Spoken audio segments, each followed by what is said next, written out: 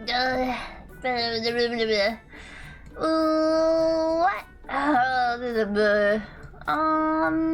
Where am I? Right here. It's me. What?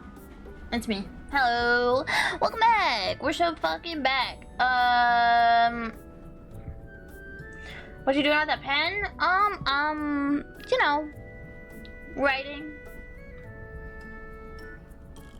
chronicling.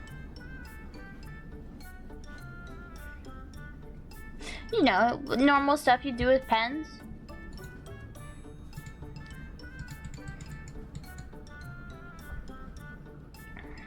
Unless the pen is a murder weapon, it won't be.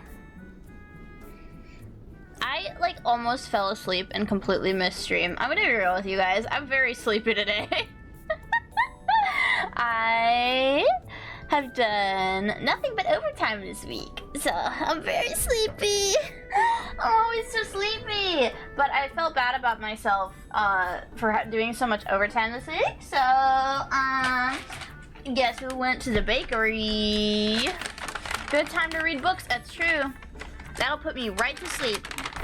It won't. It won't. It won't. No, give it to me, please. Give me my cheesecake.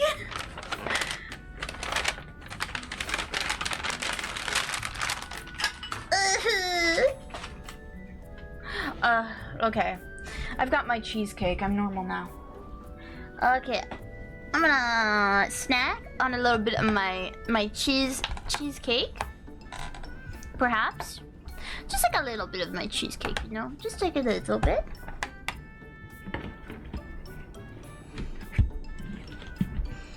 Snack a little bit of a cheesecake for me as a treat.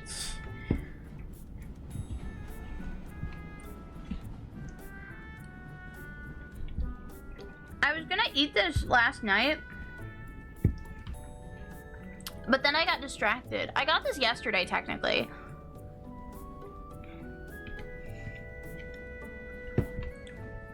I could just eat cheesecake forever. I would die. I pass away from too much cheesecake, but I think that would be fine. I think that's a good way to go. I eat too many cheesecakes and then I explode. But I've had a day. I feel like I've had a day, you know? It's one of those, it's just one of those days, you know?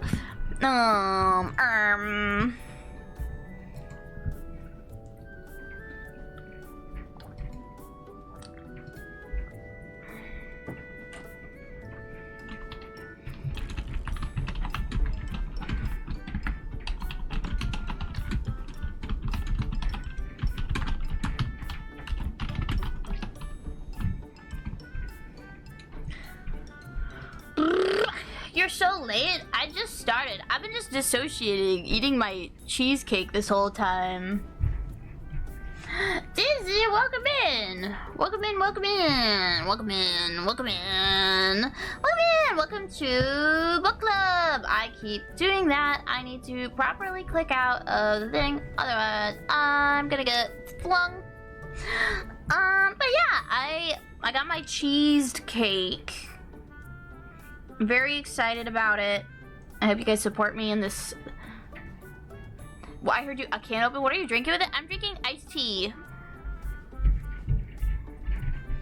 I also have some coffee as well. They can that? Yeah.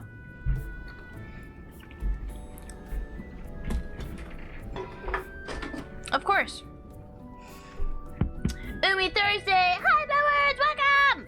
Welcome to Umineko Thursday! Yeah! We're gonna... Maybe, you guys, we might get to dinner today. We might actually get to dinner time at the Ushuramiya household. But yeah, they can, like, lots of beverages. I'm shocked that you've not seen canned iced tea before. that's crazy to me. I don't know why, but like that seems crazy to me because I'm so used to it. You know, I am simply the creature. But what was I gonna say? I had like such a strange interaction today. I had like a weird interaction that I can't stop thinking about. You know, canned iced coffee, so it does make sense. Yeah. Yeah, it's just canned iced tea. They're making all kinds of flavors too, but mine is just like normal sweet tea, so.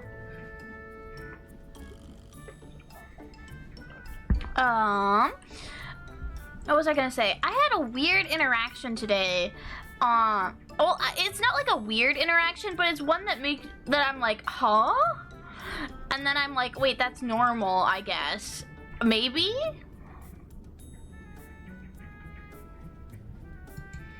Is that normal? I don't know if it's normal or not. But I got, so I was checking my scab, right? Because I'm an addict and there's something wrong with me.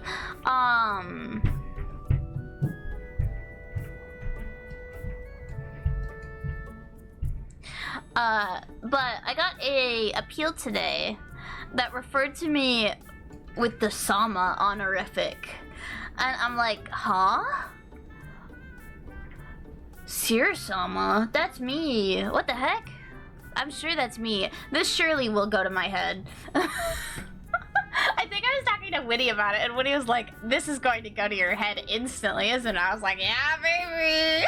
Yeah, baby! Because I'm a genius. I know that they were just being, like, polite, but, like, Seer Sensei-sama.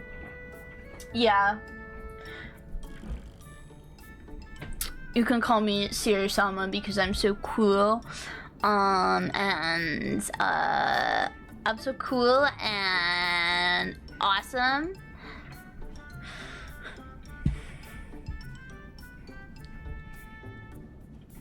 I'm very much the creature of all time, for sure.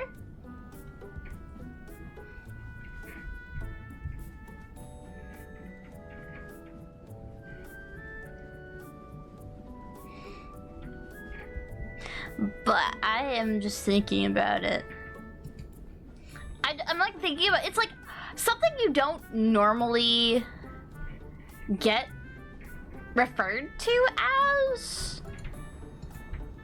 Like, I don't know, it's something, it's like a weird, it's something that like I feel like I don't particularly see people getting referred to like that, so outside of like anime and stuff, so it's like, huh? Huh? Hello? Truly, you flatter me. I'm not nearly that cool, but like, okay.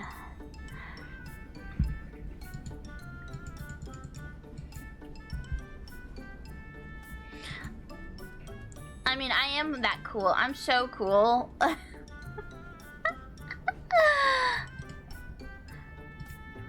Eh?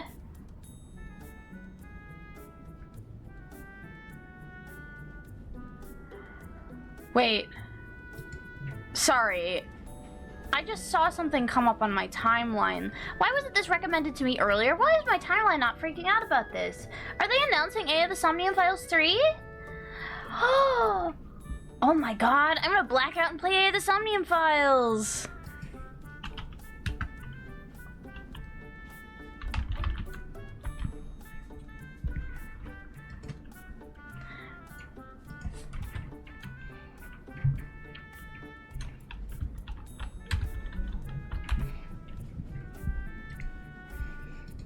What is Ushikoshi cooking?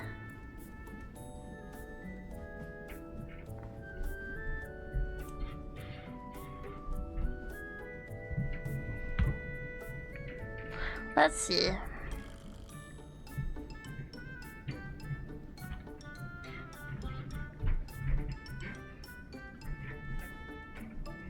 What is he cooking?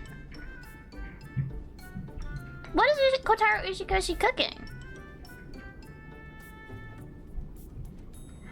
What the hell he cooking over there?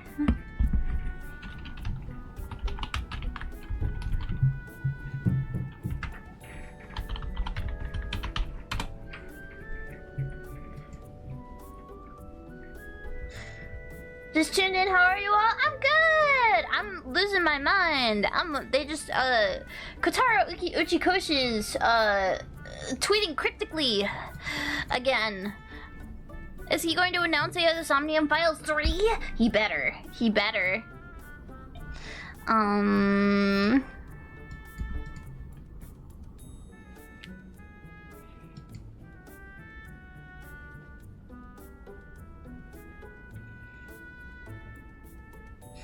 Hey.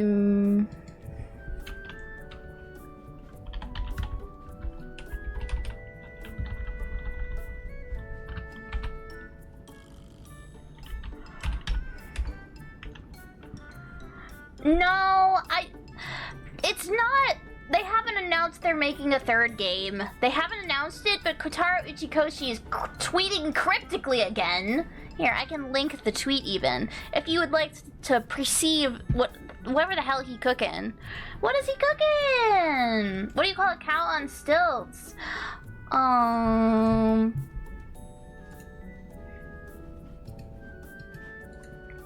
I'll post it in the Twitch chat. Here you go. What the hell he doing?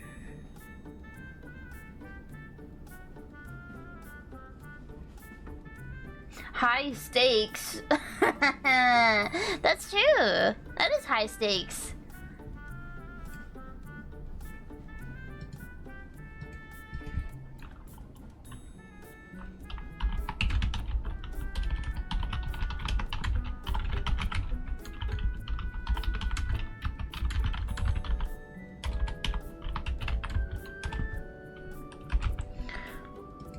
Why do cows have hooves instead of feet? I don't know. Why? I'm bad at riddles. You should know this. They lack toes? Oh. Man. Man.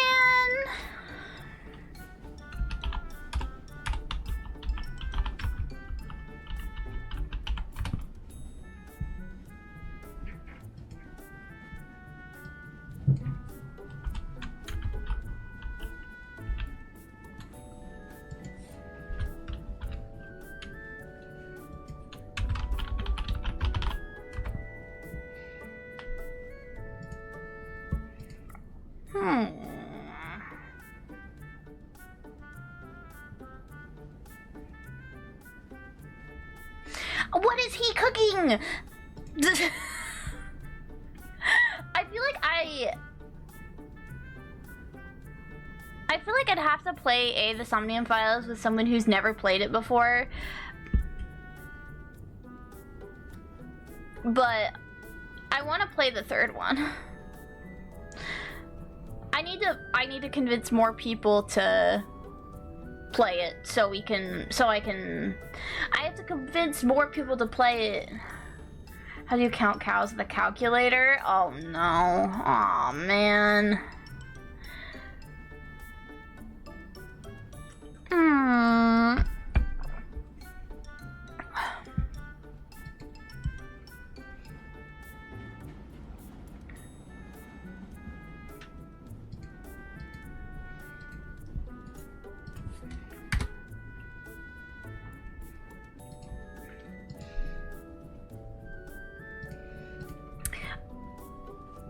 What do you call a cow? I don't know. I don't know anything about cows. I'm gonna be real with you.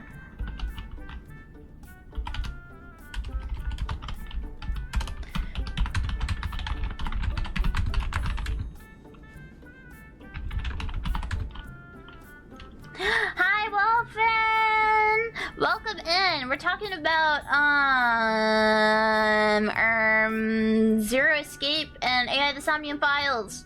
I really want to replay the Zero Escape games. I kind of want to replay them. I never actually played the last one, even though I love the games. I love the first two, but then I never played the last one because all of my friends were like, it's so bad. But I don't know, maybe I would like it. I'm different. I'm built different.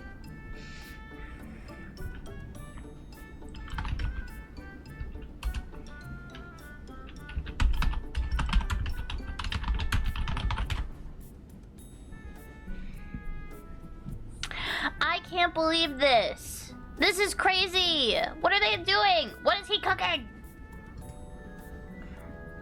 You have a 4th day to get went well? Woohoo! Good luck. Good luck.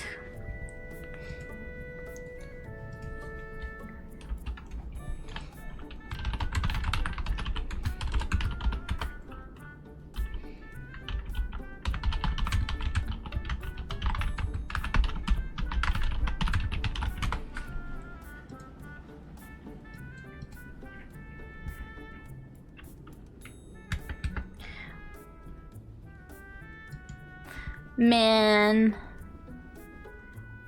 I can't believe this. What is he cooking?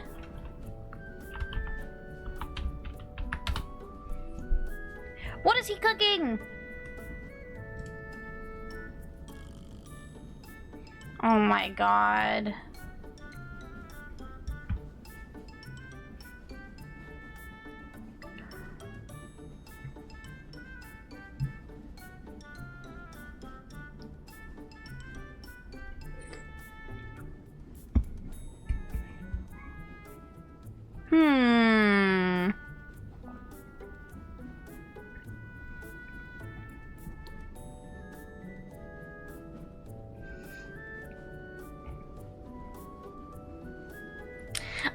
I'm gonna apologize in advance. If AI The Somnium Files 3 comes out, I'm gonna disappear from the off the face of the earth for a week when it comes out.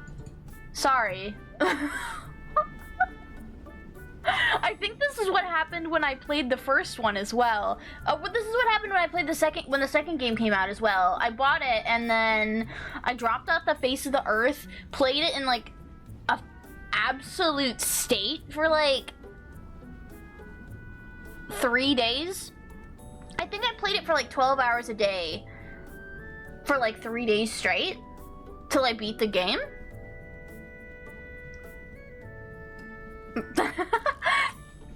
It's fine with you, so I'll probably do the same thing. We can have a spoiler chat for AI The Somnium Files in the Discord, maybe. I want to finish. I'll probably black out and finish it, and then come back and be like, AI The Somnium Files was so good. It was so good. The new AI The Somnium Files 3 was so good. And then I'll have to wait another 7 months for Parfait to play it. I'll miss her. She will also.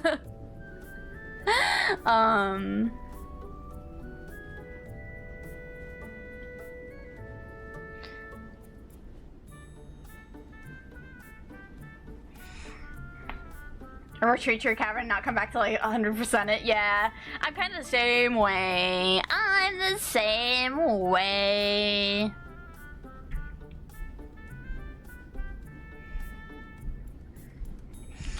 I just think I would like it. I would like an AI The Somnium Files 3. I thought that AI The Somnium Files 2 didn't do that well though, so I was like totally accepting of the fact. Looks like Twitch added an option to make it so newer accounts need to be verified to follow. I mean, that's a really good change on Twitch's side, because that helps get rid of bot spam, like bot raids and whatnot.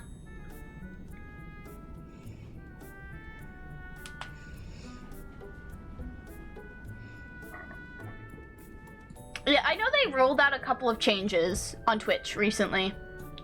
I kind of semi keep up with it because I stream here, but also like it's so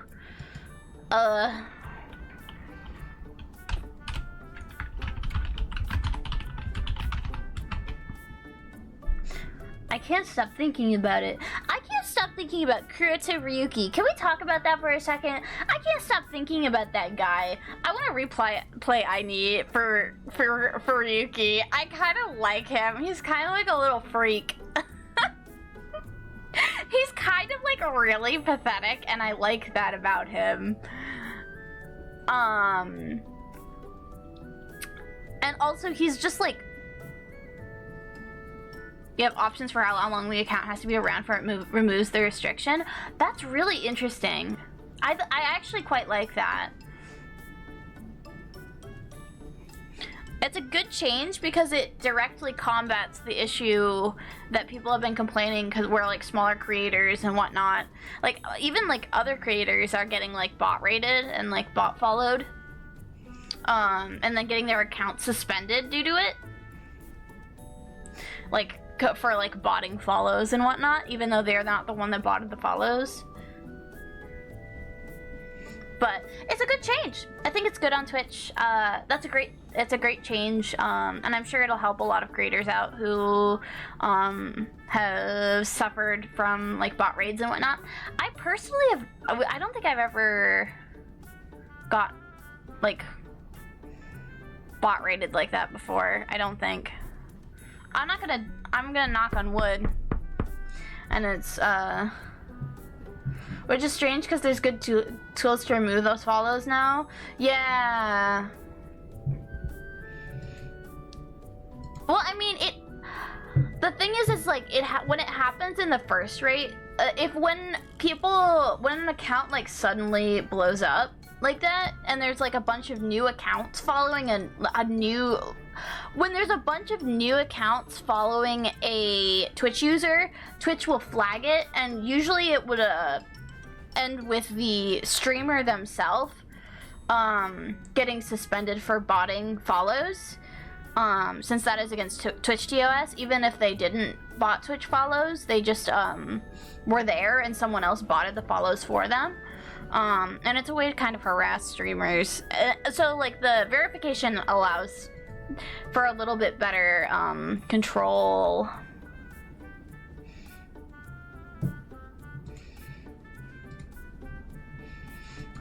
With what they want, with just like user safety and just general stuff. It's interesting. This site may be on fire, but it's cute.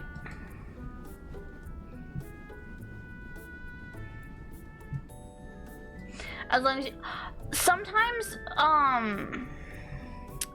the issue arises when the thing is, the issue arises when the artists when like the streamer is not online and it happens.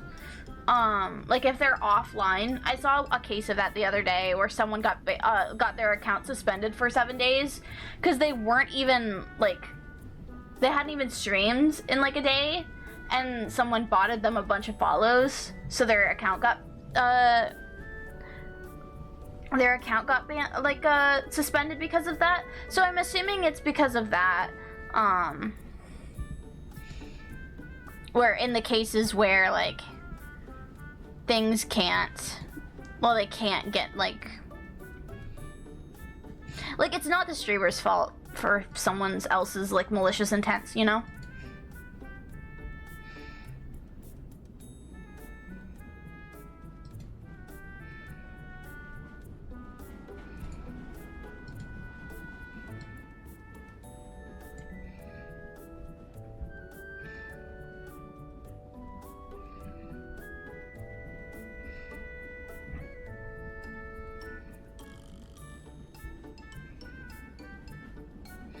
Oh, there's a really cute scab artist.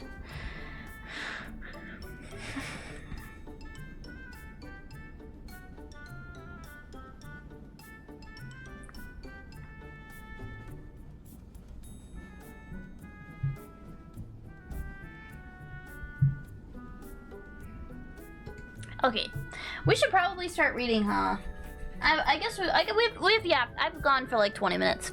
We should start playing the game, maybe. Oh, you guys, did I tell you guys I bought Bejeweled 3? Do you guys want to do a Bejeweled 3 stream?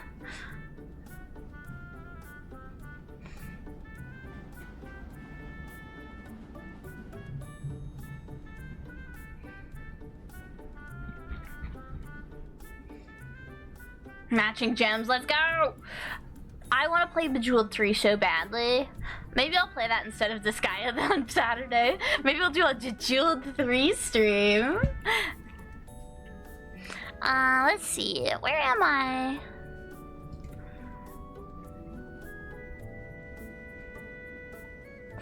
Bum bum bum bum bum ba bum bum bum bum bum ba bum bum bum bum bum ba da da da da da.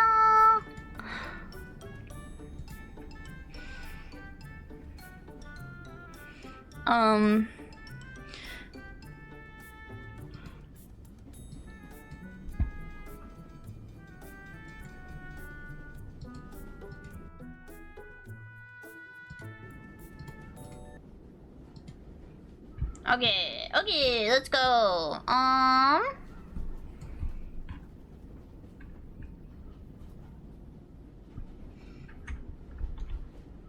No.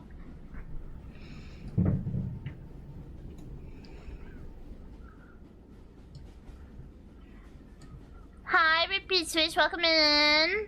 We're gonna be doing some pro reading, actually.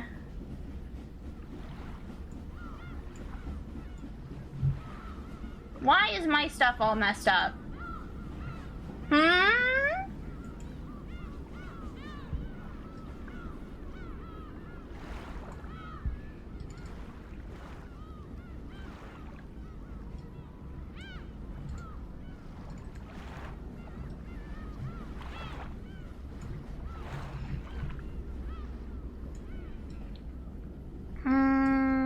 You're on the right scene? Yeah, I think I forgot to like change up my scene a little bit.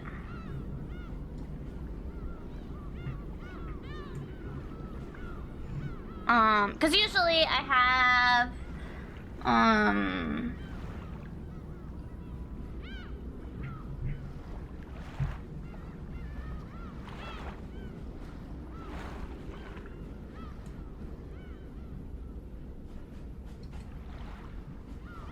let's see. My overlay.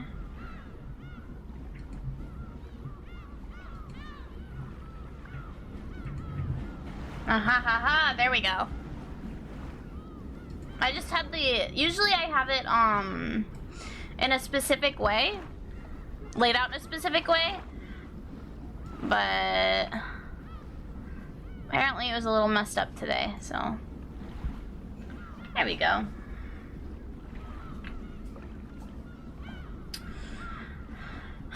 But yeah, maybe I'm gonna take another bite of my cheesecake. I don't know how long we're gonna read for today. We might only read for like 30 minutes, we could read for an hour.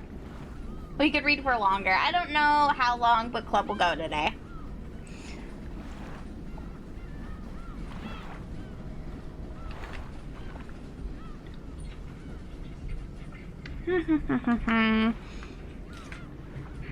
I was like, I'm forgetting something. I forgot to switch the my lamp. So I have like an overhead light in my room, and then I also have a like desk lamp, and I usually turn on the desk lamp when I'm doing the Umineko streams because it's more comfy that way.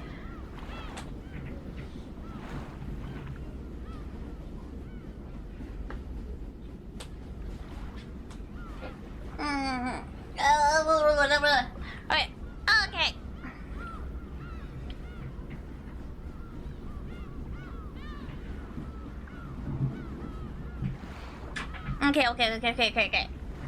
Book club time. It's time to read.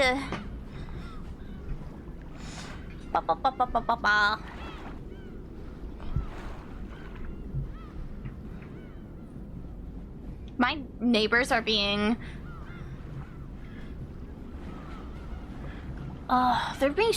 they're stomping. Could you not stomp upstairs, please?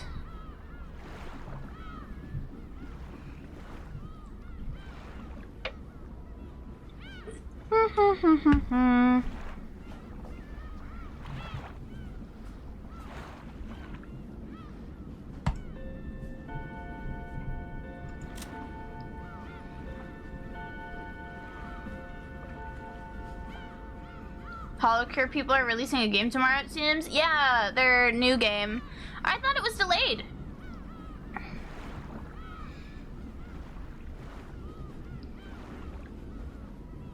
Okay. The online's delayed. Oh, okay. That makes sense. That makes sense.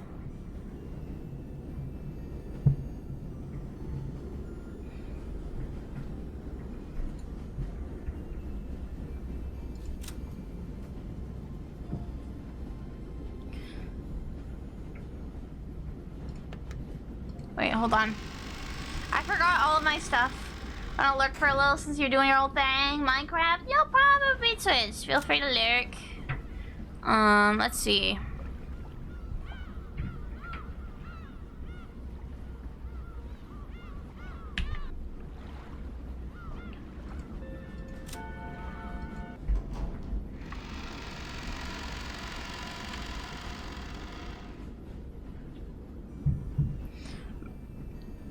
As we did, we once again spotted that witch's portrait.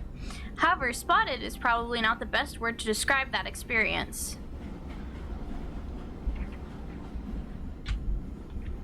It was more like our eyes were inexorably drawn to it. That woman's eyes, with their sage-like glamour, definitely had the power to make those who viewed it stand rooted to the spot. So this is the witch Beatrice. Wonder if that story's true. Ooh, Battler doesn't believe. Back when he'd asked what this picture was, the first person to tell him had been Maria. Therefore, when Battler showed signs of doubt, Maria must have felt that Battler didn't have faith in her. Of course, that wasn't what Battler meant. Maria ran up to the portrait and began banging on a plate hanging below it. Maybe the title of the portrait was written there. Maria, trying to prove that she wasn't lying, obstinately continued to hit the plate. Sorry about that. It's not like I doubt anything you said, Maria. Ooh, Battler believes? Yeah, last time we were talking about inheritance stuff, a lady got put in her place. Yeah.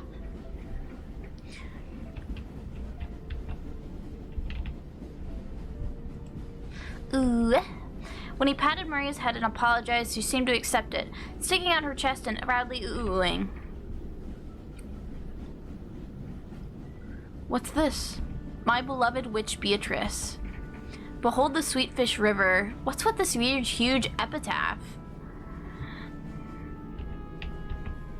The plate did have the title of a portrait written on it, but it was much too big to contain only that. Beneath that title was what appeared to be a long epitaph.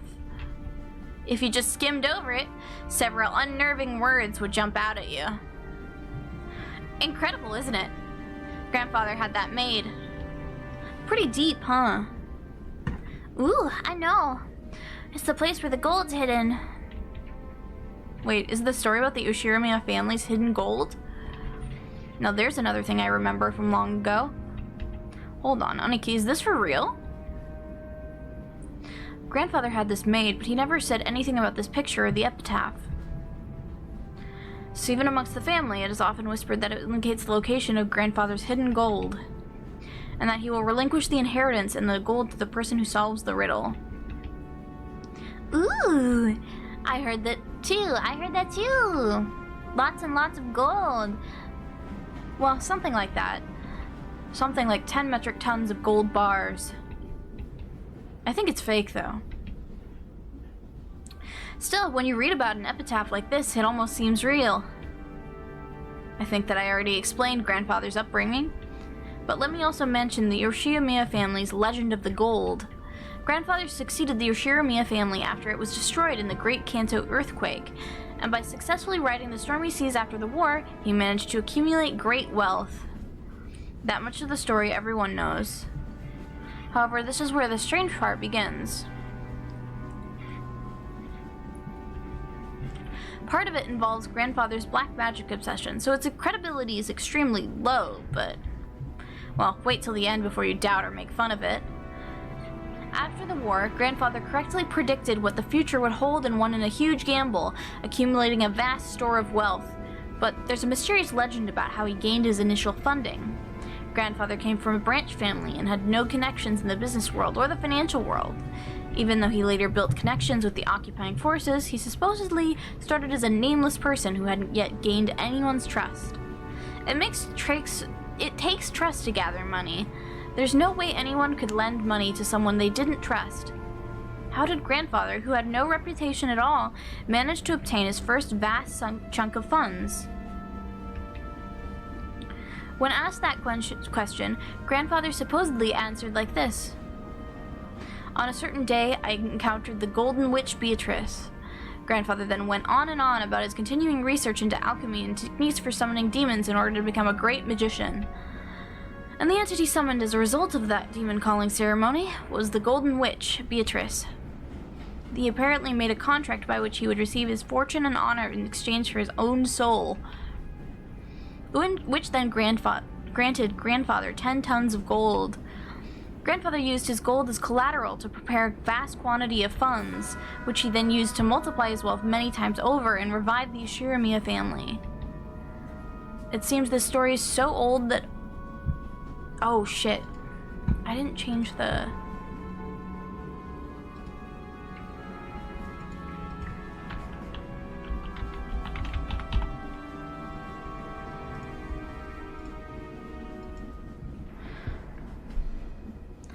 Our parents were young. They explored this island with all sorts of ways, believing the gold Grandfather had received from the witch might be hidden somewhere. However, since the danger of getting lost in the abandoned forest, Grandmother began to spread the story that the witch lived in the forest and approaching it was forbidden. I remember that old story. When we were little, we also went all over the island searching for treasure after our parents told us about it. Didn't we get lost in the forest once, then start crying until some of the servants found us? Our parents got so mad. It takes me back. We sure were idiots, weren't we? After all, Grandfather only bought this island after using those funds to get rich, right? That means he must have had the gold before coming here. There's no way the gold's on this island. That's not necessarily so. Maybe the gold was hidden on the island from the beginning, and he bought the whole island just to ensure that it'd be his and his alone. There is a whole 10 metric tons of it, right? It seems more realistic that he'd try to secure the place where it was hidden rather than try to move it all.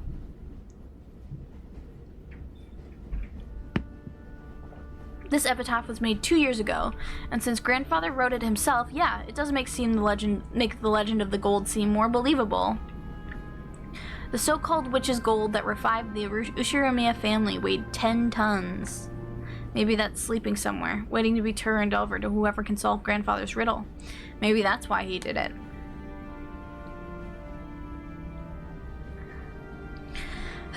Guess sounds like Grandfather's style or something. If it's true, that's pretty incredible. The epitaph carved into the plate was very mysterious, with something like a poem or a song written on it.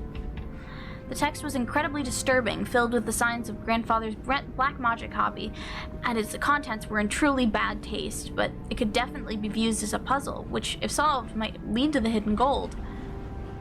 Whether that's what he intended or not, I can't even imagine what his true motive might have been. All we know for sure is that Grandfather put this shady epitaph here so everyone in the family could see it.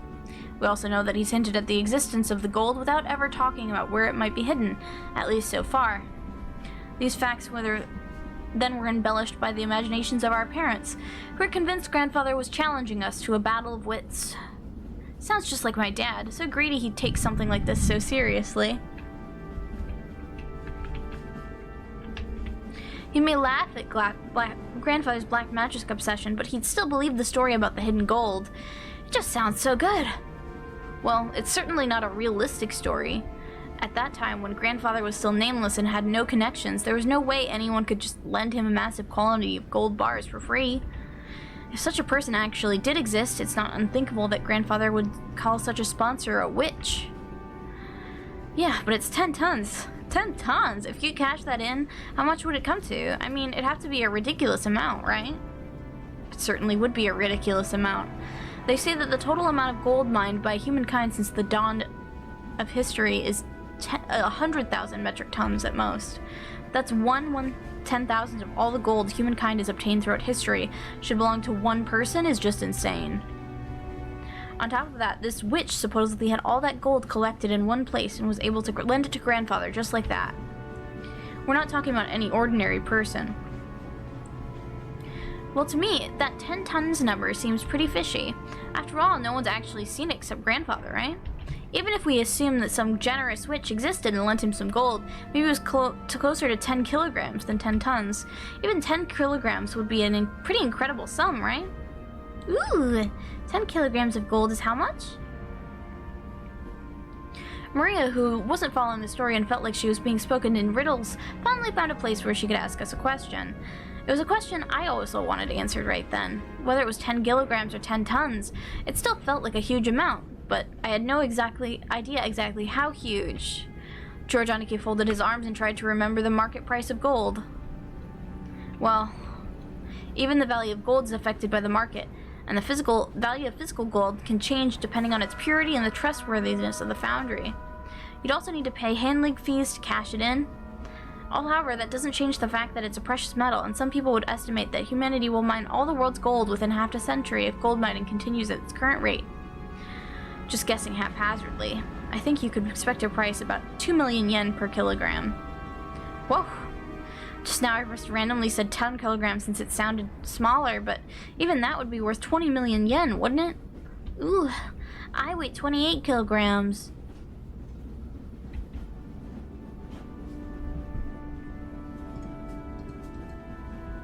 What?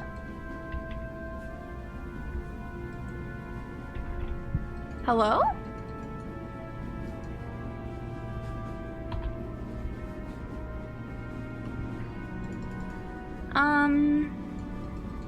Did it... Hello? Umineko Naku Koro ni? Are you there?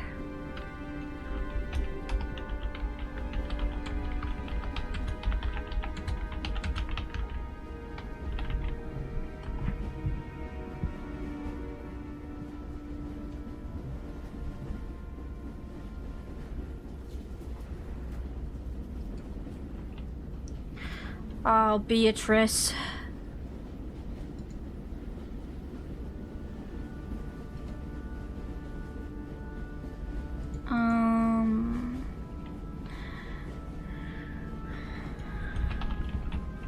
Let's see. Let me see if there's something.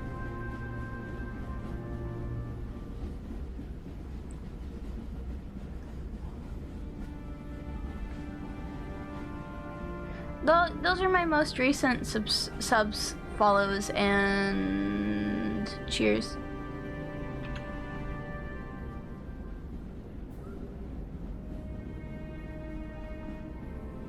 I can't get rid of them without also getting rid of chat, so.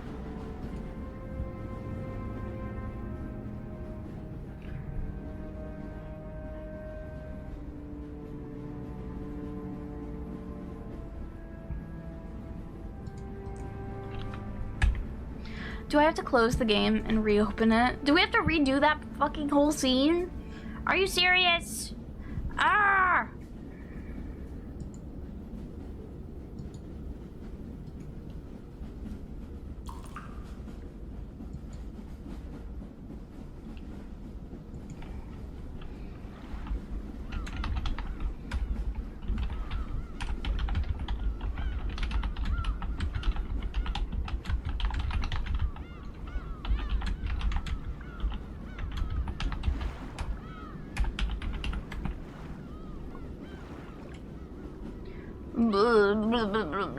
The game crashed. Why? You hate me.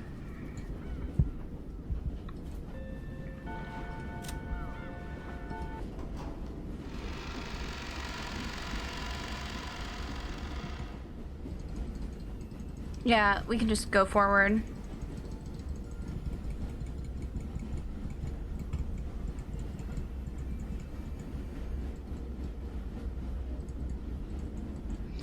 Okay, Beatrice. Okay, Beatrice. Okay, Beatrice. Okay, we're going.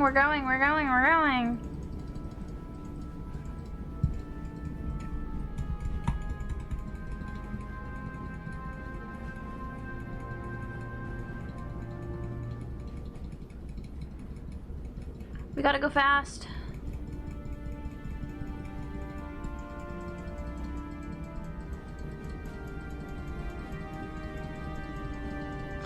We've gotta go!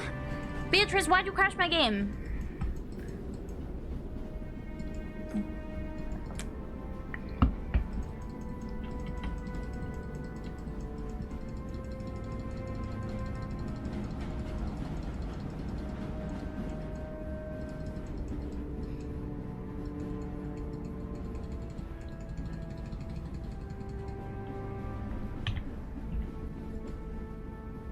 Oh, I can switch the portraits to the old ones.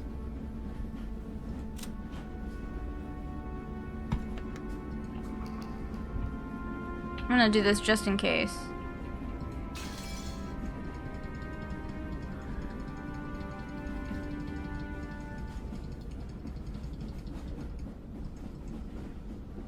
We have Maria's weight in gold. We still estimate it's worth at over 50 million yen. That's just unbelievable. How much would 10 tons be then? 10 kilograms is 2 million yen, 20 million yen, which you'd multiply by 1,000, so 20 billion yen? What the hell? How much is 20 billion yen actually worth? We can only measure it to our relative to our own pocketbooks. Anyway, let's say that the person's wages over a lifetime are about 200 million yen. You grow up and work like crazy, sacrificing your life, your company finally freed as you approach old age. Everything, including retirement, money might add up to about 200 million yen. In other words, that's the amount of money that will be made throughout a human's life. No, you could even call you the value of a life.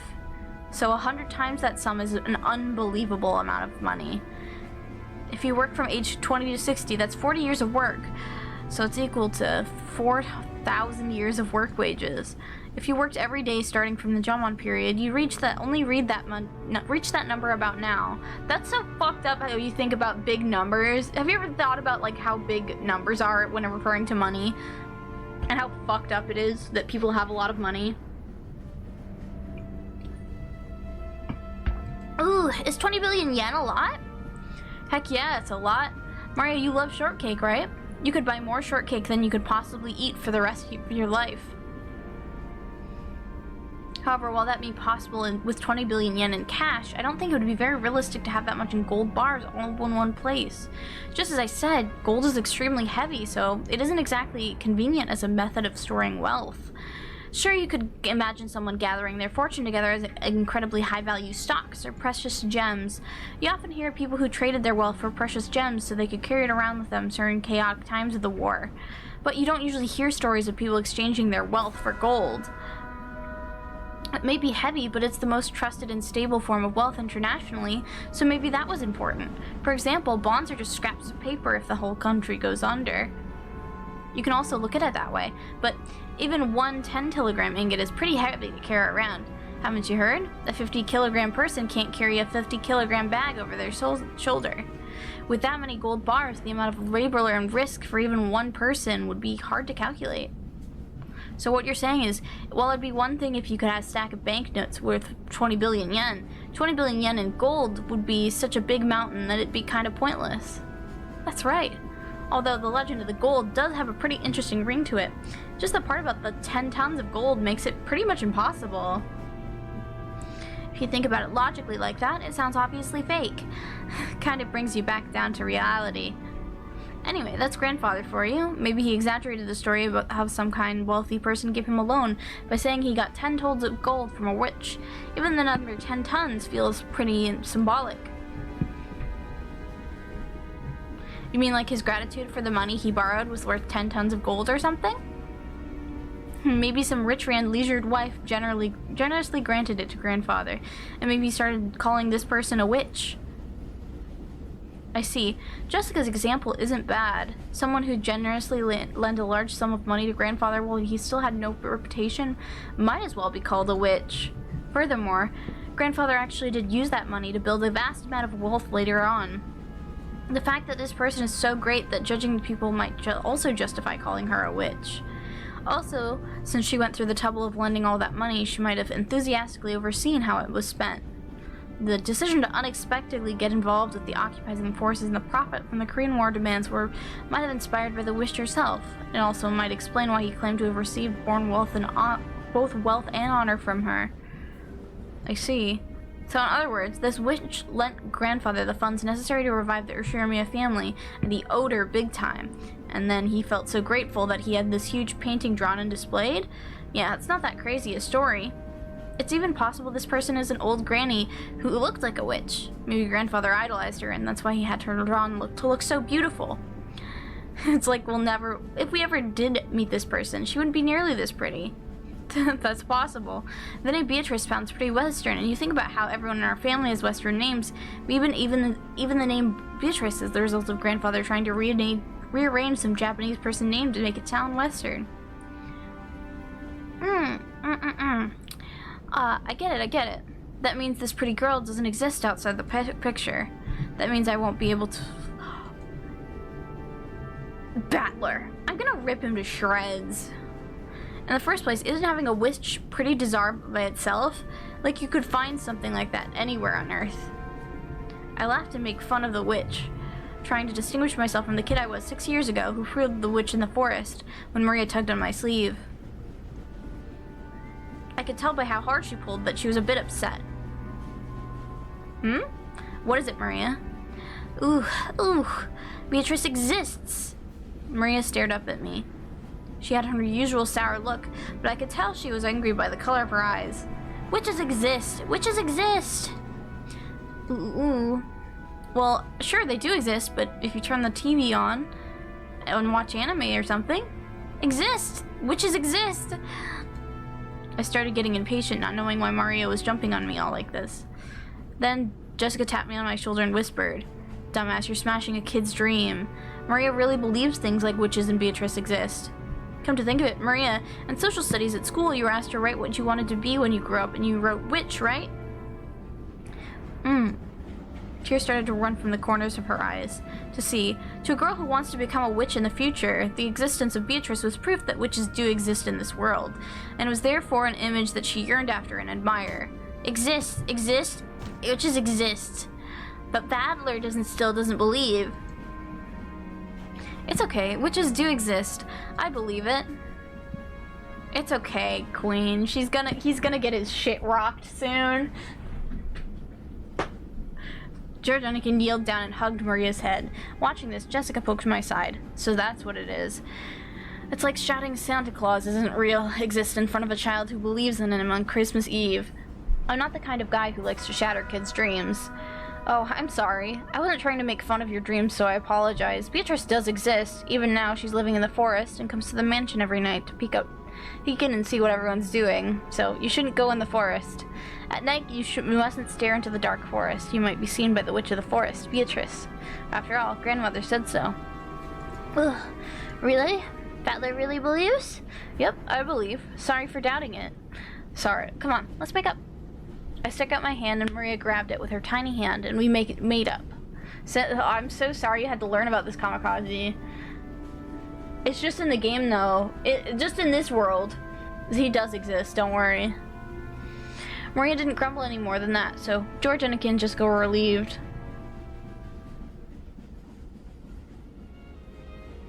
Oh, so this is where all of you were. I was sure you had all just left to go to the beach.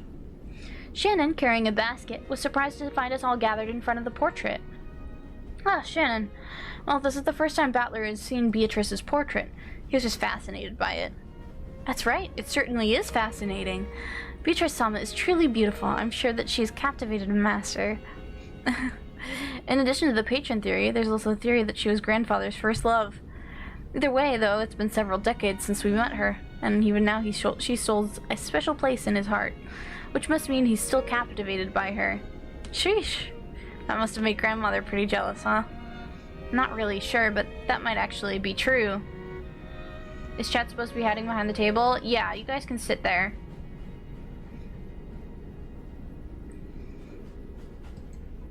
Apparently, grandmother believed he was cheating on her with some blonde.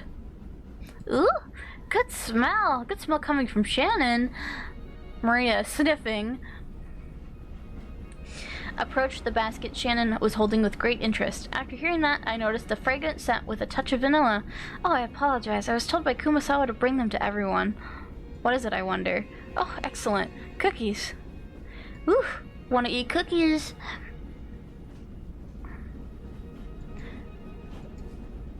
Please, eat as much as you like. But, would it be appropriate to serve cookies in a place like this in front of the portrait? Shannon sent us a glance that seemed to ask what we wanted to do about it. Well, yeah, I guess eating here would be bad manners, generally speaking. Maria, why don't we eat somewhere else? Let's put the cookies in a bento and have a picnic. Ooh, have a picnic! If we can eat cookies, we can go. Yeah, let's go get some fresh air. We shouldn't stuff ourselves right in front of the wish. Right, didn't we say we wanted to go down to the beach in the first place? Let's go. We literally, God, this is so, we're never making it to dinner time at this rate.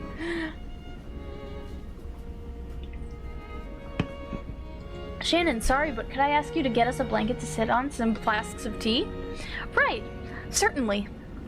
Shannon received her instructions and gracefully bowed before retracing her steps. We headed for the beach on our own. Everyone headed for the entrance in a group. Feeling as though that witch was staring down at our backs, I turned around once more. Ooh, Battler, you still don't believe? Nope, I believe. It'd be so much cooler that way. The Golden Witch Beatrice gave Grandfather 10 tons of gold. And that gold might be sleeping around here somewhere. Besides, didn't Grandfather write that strange epitaph? As though challenging us to find it if we can? I'd say that kind of adventurous story is way better. 20 billion yen worth of gold, huh? Even we can split it up between the four of us, that's still a ridiculous amount of money. 5 billion yen for each of us. Incredible. With that kind of money, you could probably make any sort of business prosper. In fact, we could live our whole lives fabulously without working at all. I don't want 5 billion yen, I want cookies. Maria would take cookies over money. Still, 5 billion yen, that's like a dream.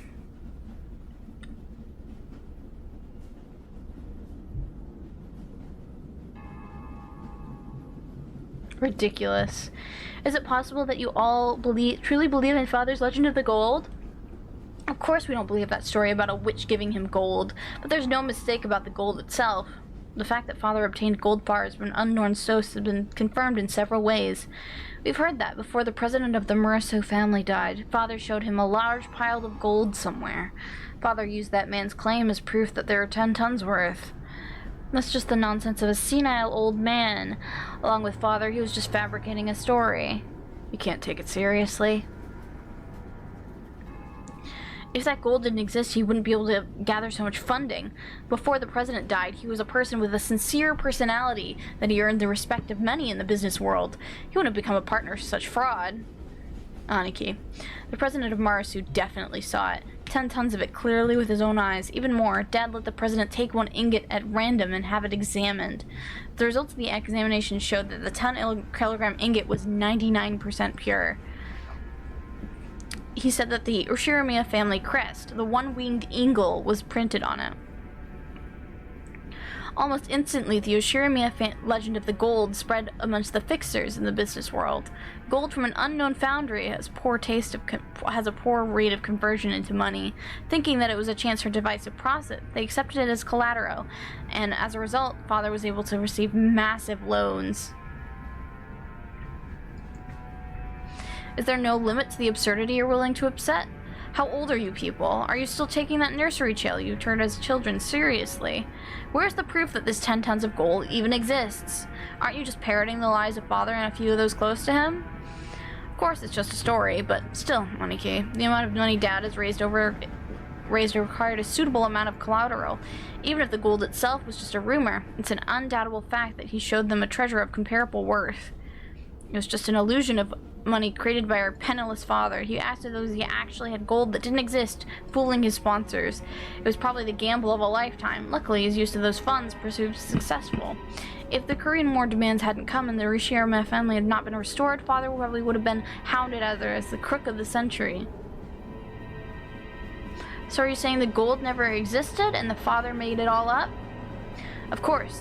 And because of that, the illusion of gold became a mere inconvenience once he achieved enough success.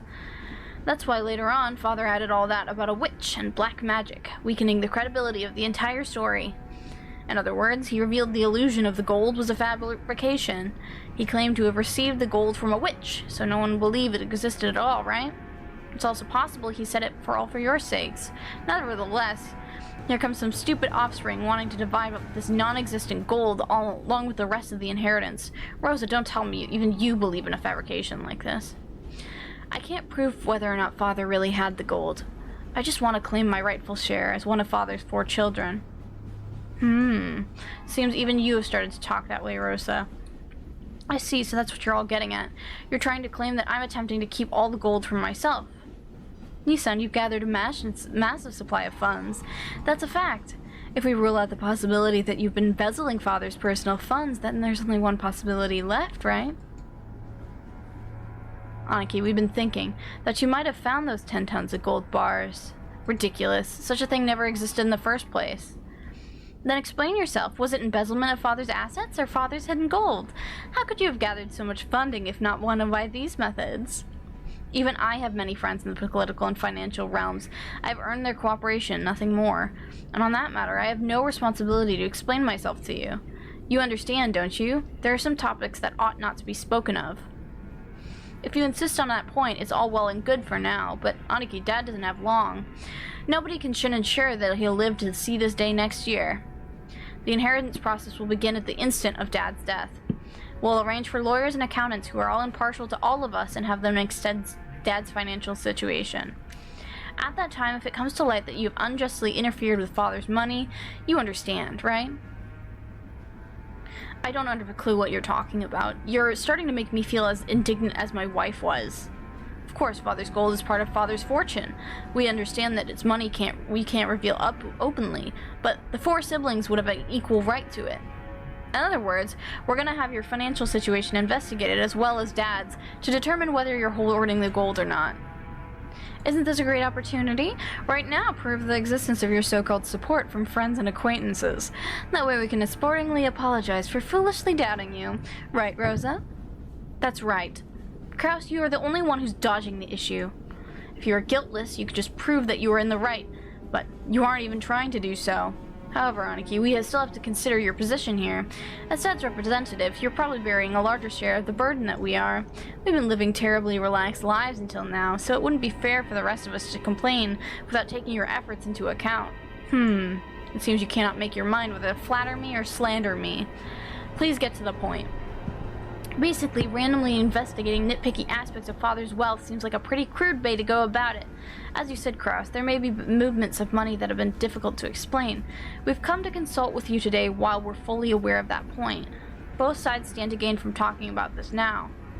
A consultation?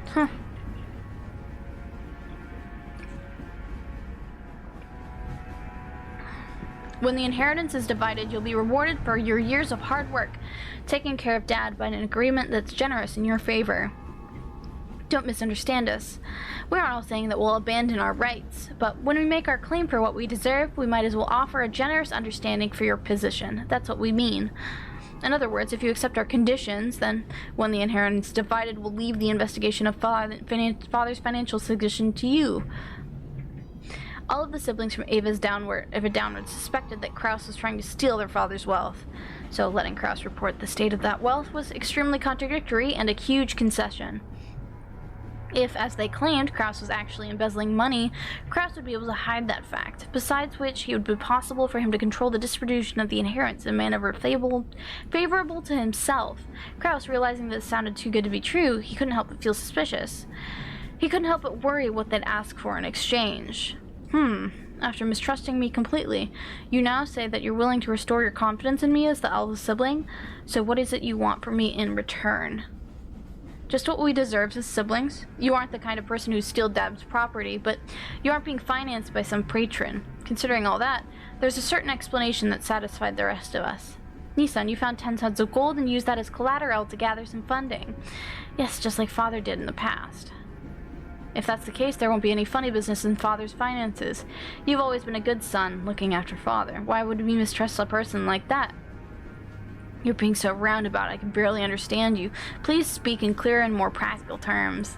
Our first condition, Aniki, you must admission you found Dad's gold. Are you asking me to admit that I possess gold that doesn't exist? Our second condition, you'll acknowledge that each sibling has a right to the share of the gold, and you'll pay out those shares. How foolish. With that non-existent 20 billion yen of gold, that'd be 5 billion yen per person. Are you telling me to pay a total of 15 billion yen? Ridiculous. Keep listening to the end. We know that much money can't pop out of nowhere. We're not asking you to make an impossible deal. Of course, regarding the portion of the gold, we plan to reward you plenty for your hard work until now.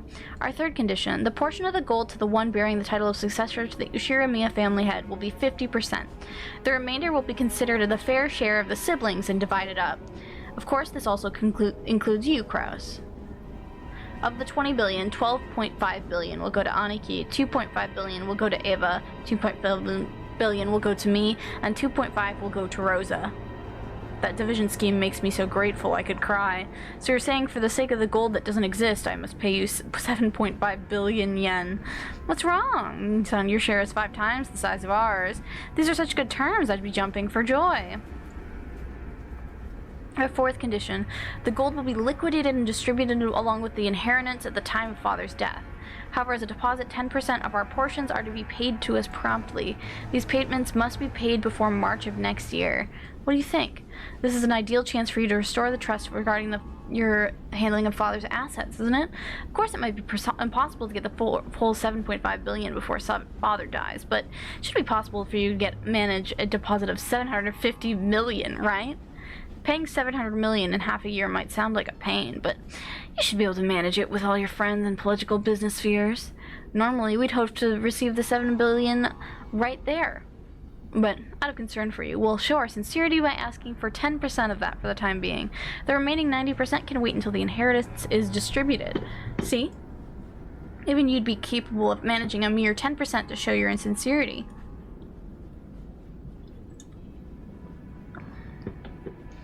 So you're trying to sell me the right to assess father's financial situation for 750 million yen? How impressive. You will certainly have grown. To think I'm now the one being offered deals. Nisan, if you accept these terms, the rest of us siblings will leave the investigation of father's assets to you. However, the results of that investigation might be subject to scrutiny. It's only natural, right? We'd be so sad if you managed things so our 7.5 billion shrank.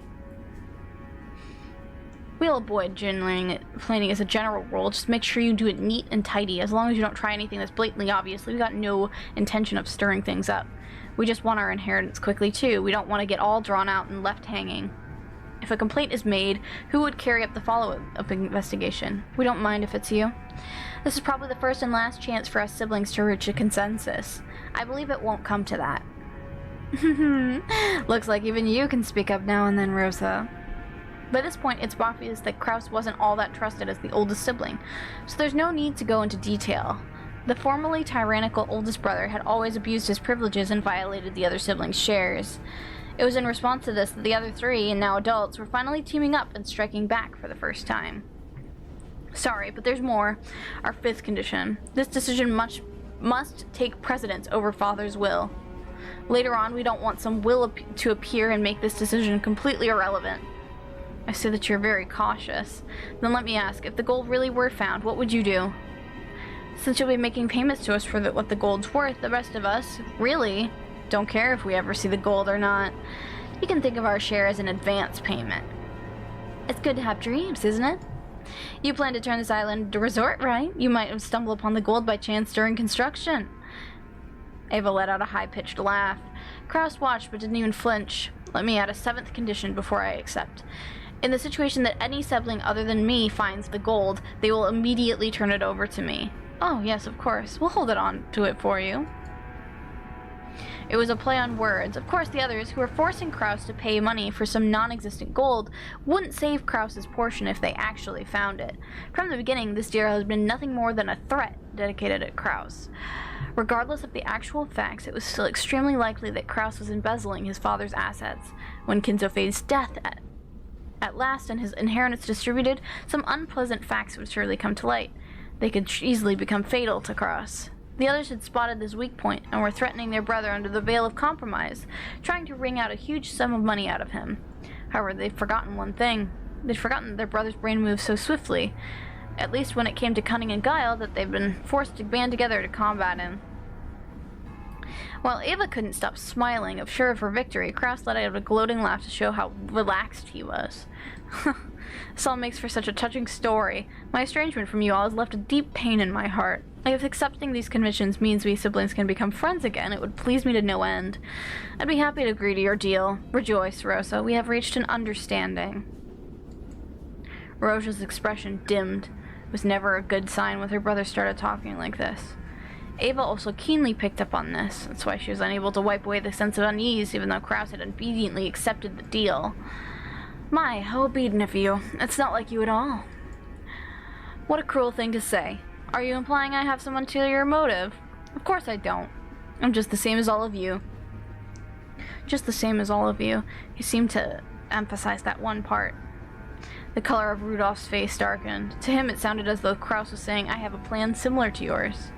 So Rudolph panicked. He rushed to bring this nearly resolved to come to a conclusion. Then we're good. So, Aniki, would you mind signing here? This is a written contract summarizing this discussion we've been having. There's one for each of us. Everyone will sign for the same contents. Rudolph took full written contacts out of his breast pocket with the details of their deal written on them. The 7th condition you proposed will of course be added right now. Don't worry about that. Aniki, need a pen? Rudolph took a fountain pen out of his breast pocket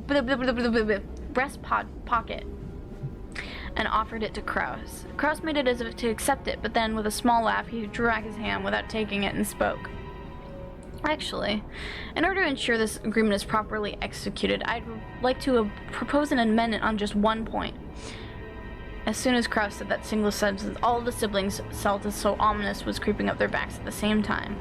That won't do. We've already decided, haven't we? Just stay quiet and silent. Why are you in such a hurry, Ava? Of course I'll sign. Promise the share of the gold going to all will be 7.5 billion yen. I also promise that when father's inheritance is distributed, I'll cleanly and neatly liquidate it. However, there's one point that I simply must insist you compromise on. What are you talking about? What don't you like? The part about promptly paying 10% of your share, 750 million yen. As you pointed out, my financial situation is far from prosperous. While I can guarantee I will collect on various future investments, I must admit that I'm quite poor at the present moment. In short, I have absolutely no money that I can move around right now. I'm incompetent and my business sense is dull. Since I'm the loser you all claim me to be, I don't have the power to move 750 million yen in just half a year. That can't be true. Are you trying to deceive us with a half-baked trick? At the time of the division and inheritance, I will liquidate everything at once. Remove the condition that you must pay you 10% in advance. That's the only condition under which I am willing to sign. Kraus, that 10% is nothing more than a number to measure your sincerity, isn't it? All things being equal, you shouldn't have to have any room to negotiate at all. We're doing you a huge favor by offering to let things slide for just 10% in good faith money. Now that we've explained that, your rejecting our office would seriously damage our trust and relationship, right? Hideyoshi had a humble expression on his face and was rubbing his hands together, but his eyes weren't calm at all. Kraus had already seen through the shadow in the depths of those eyes. Why are you all in such a rush? Or could it be you're afraid of something? Rosa, won't you tell me alone? Secretly, so the rest of the siblings can't hear? It's not as though I... Quit it. All we're asking is whether you're gonna sign or not. Just forget about making any strange deals or any other suspicious move. Huh. You say as if I have no room to negotiate? Are you trying to claim that I am at a weak position, which therefore puts us in an unequal relationship? Shivers began to crawl up Rudolph's back. He began to feel himself getting overwhelmed by the height of his brother's completely insurmountable wall, the long shadow that existed since they were children. Shouldn't deals be made between those on even footings? From my perspective, this deal will help restore the long-lost trust of my longer siblings and deepen the love between us. It's an old problem that's been eating at me, and I would not like to resolve as soon as possible. I would be overjoyed if we could resolve it today. However, it seems I'm not the only one who'd be quite glad to close this deal quickly. Am I wrong? All the kids are broke, aren't they? All of the adults are broke. He avoided his game with animal-like instinct. Only Hideyoshi was slow in avoiding it, so he was caught by Cross's gaze. Hideyoshi-san, I hear your company's been doing extremely well lately. At a brisk pace, it went public and both its track weather and stock prices have soared. Am I truly jealous? We aren't here to talk about my husband. However, it's unfortunate you've neglected your stockholders. It's even more unfortunate that you were unable to solidify your base when you became stock listed. Before you realized that some bad-natured colleagues of yours had bought up a huge share of your company's stock, right? How could you know about that? The same way you knew about me. If it's possible to collect evidence proving that no one would offer a loan to me, that's possible to collect evidence on you. Is it really so expected as that? Kraus grinned broadly. In contrast, Hideyoshi's face was rapidly turning pale. Hideyoshi's company was a restaurant change management company he started from nothing. Thanks to Hideyoshi's management efforts, the company had achieved success repeatedly, expanding its range, and the petition to make it stock-listed company had recently succeeded. The greatest advantage of being in the stockholding system is you can sell stock certificates and pay a large amount of the financing. That amount tends to be far greater than a business's normal profits. This is an extremely effective way to gather massive funds to expand a business even further. However, in exchange for financing the company, the stockholders gained certain rights. They were given rights that allowed them to observe and guide the company where they're invested in, leading to profits even greater than their original investments. This right is guaranteed to have the stockholders, and they sometimes use it to dismiss ineffectual management. The right allows them to keep an eye on management, prevent the money they've invested in the company from going to waste. However, if they use it forcibly, they can inject the former management and take over the company. After all, dismissing management and nominating the new management are powers held by the general body of all shareholders. That power is determined by the majority decision of the stockholders, and people who hold more stock get to cast more votes. In other words, if some person in our group holds a majority of the stock, they can freely chase out the old management and make the president anyone they'd like. If they want, it's also possible for them to make themselves president. Most companies take various defensive measures to stop malicious people from buying up their stock and threatening their position, like ensuring lots of stock is bought by those close to them, such as company employees. However, Hideyoshi's company had only become stock listed and he hadn't had time to strengthen the defensive measures. Or maybe Hideyoshi was so engrossed in the management of his company that he couldn't properly understand the dangers of being stock listed. It's hard to say whether he should be viewed as a kind-hearted manager immersed in the work of his management, or a foolish manager who had his feet swept out from under him. In other words, there existed some people who wouldn't let him get away with that naivety unscathed. They began repeatedly buying up stock in Hideyoshi's company, rapidly gaining such strength that they couldn't be ignored. They then sent anonymous documents to his shareholders in an attempt to gain control of a majority. The current management continues to make pointless investments and is ignoring the needs of the stockholders. Let us force the current management to retire, cut the current wasted investments, and let this company be born again as one who gives more back to the stockholders. It's very difficult to make an actual state of a company's management known. The fruits of Hideyoshi's sleepless nights and constant concern for his company were cruelly distorted, and he lost the trust of his stockholders. Thanks to these efforts, the group had almost collected a majority of the company's stock. At that point, even Hideyoshi had noticed and started to buy back the stock, but the stockholders realized that the company was undergoing an acquisition maneuver. Each demanded a ridiculous price for the shares Hideyoshi was trying to buy back. They continuously tortured Hideyoshi, who had no leeway in the negotiation of the price. One of the certainties of capitalism is that the price will rise when two parties vie for the same thing. And one of the certainties of bureaucracy is that the majority controls everything. So in the end, whoever manages to buy up the most stock wins. Put another way, whoever has the most money wins. Unless Hideyoshi could obtain a large sum of money at this critical time, he could easily lose all he had built so far. Therefore, more than anything else, he wanted a lot of money right now. We couldn't wait for the division of Kinzo's inheritance, since no one knew when he would die. And you, Rudolph, have been quite a lot of trouble lately too, haven't you? You always hear people say it's terrifying overseas, but it really is true. American trials are settled quite emotionally. They never hand out generous judgments to foreigners. Weren't you advised by your lawyer that making a settlement with the other property would be more economical in the long run? What's this all about? Well, it's just some trouble from work. No big deal. Nothing you can't settle with money. Curia immediately guessed the meaning behind the subtle expression in Rudolph's face. Her husband got wrapped up in some trouble without her knowledge, and been worrying over it alone. That's right. In this world, anything can be settled with money. After all, it can even buy back the broken bonds between siblings. America's very fussy about the violation of rights, but with money, anything can be settled. Long live capitalism. Fuck. Okay. The rumor has it that the settlement money could be as high as several $1,000,000. Rudolph has been building a large amount of wealth with a certain type of niche industry. However, a niche is a niche. Definitely wasn't a business exposed to a light of day. An American corporate giant was trying to accuse Rudolph Company of violating their rights. For various reasons, it was thought that the victory for Rudolph in the trial could be extremely unlikely, and he was being forced into an all-out surrender. Even so, there's a way for this to be resolved with money.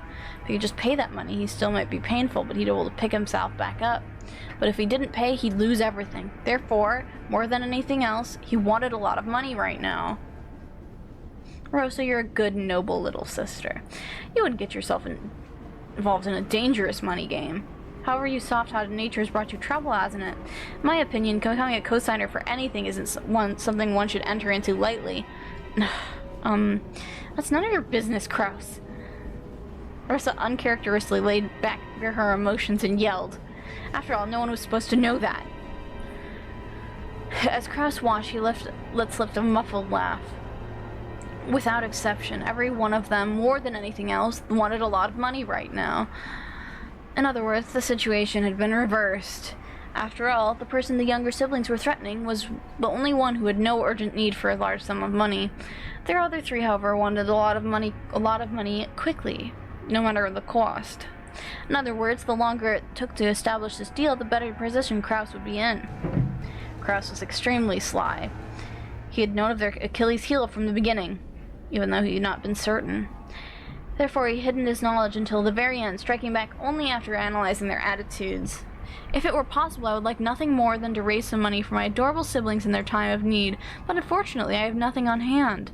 If you know any sponsors that might be able to raise a whole $750 million, I suggest you try there first. Kraus's elated words were so obviously detached from what he actually felt. The other siblings could do nothing more than listen, grinding their teeth. If they could think of a sponsor that convenient, they would have kept up the charade. They had entered this huge battle specifically because they exhausted all other options. However, if you do insist on relying on your big brother, I wouldn't mind using my influence to help you find such a sponsor. Oh wait, I do believe you said that I have no influence. Well, I'm afraid I won't be too much to help you. Kraus's low, gloating laugh began to fill the parlor. The younger siblings, who had been driving the oldest brother into a corner until a moment ago, could do nothing more than grimace and grind their teeth. Eva, don't make me laugh. As if I'd ever put myself in your debt. Don't make me laugh. If we relied on you, how exactly would you help us? I told you, didn't I? All I can do is find other sponsors for you. Of course, I will negotiate for the highest interest rate possible. Damn you, taking advantage of us. Honey, please calm down. I am calm. I'm extremely cool, you bastard. Curie grabbed her husband's hand. That action even made him feel it more pitiful, so Rudolph shook it off. Kraus laughed, as the other watching something was highly amusing. In times like these, it would certainly be nice to find Father's hidden gold. If you did, you could split it up into 2.5 billion yen portions right now. How sad. How very sad. Extremely, totally, truly, hopelessly sad. Tonight, let us all drink together, as we solve the riddle of Beatrice's epitaph and discover the location of Father's hidden gold. If we four friendly siblings work together, there's no puzzle we can't solve. God, the family politics in this are a nightmare.